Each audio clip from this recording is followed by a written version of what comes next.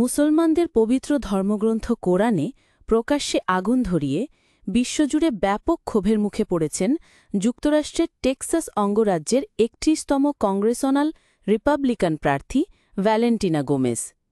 এর মাধ্যমে তিনি শুধু নিজের ইসলাম বিদ্বেষক অবস্থানকেই জোরালো করেননি, বরং মার্কিন রাজনীতিতে বিতর্কের ঝড় তুলেছেন।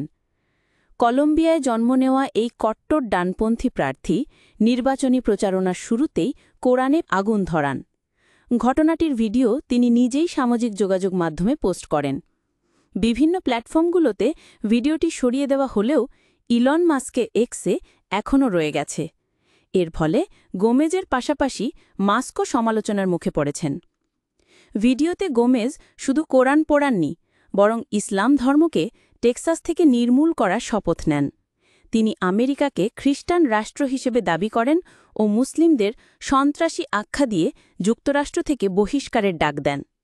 এমনকি বলেন, সত্যিকারের সৃষ্টিকর্তা কেবল একজন, তিনি ইসরায়েলের সৃষ্টিকর্তা। মার্কিন সমাজে মুসলমানরা সংখ্যালঘু হলেও ক্রমবর্ধমান একটি শক্তি। অথচ ইসরায়েলের গাজায় গণহত্যার পর থেকে যুক্তরাষ্ট্রে মুসলিম ও আরব জনগোষ্ঠীর উপর বৈষম্য ও হামলা নতুন মাত্রা পেয়েছে।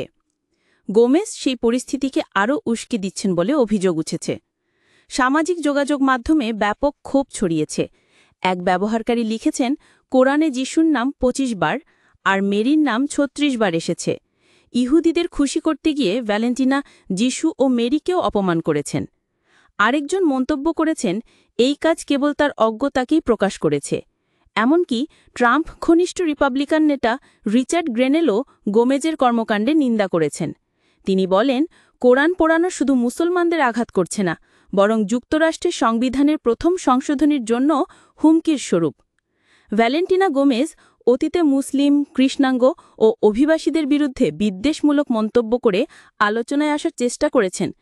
এবার নির্বাচনী প্রচারণায় কোরআন পোড়ানোর মতো উস্কানিমূলক পদক্ষেপ নিয়ে তিনি আবারও প্রমাণ করলেন, রাজনৈতিক উচ্চাকাঙ্ক্ষা পূরণে ধর্মকে হাতিয়ার করতেই তিনি সবচেয়ে বেশি আগ্রহী।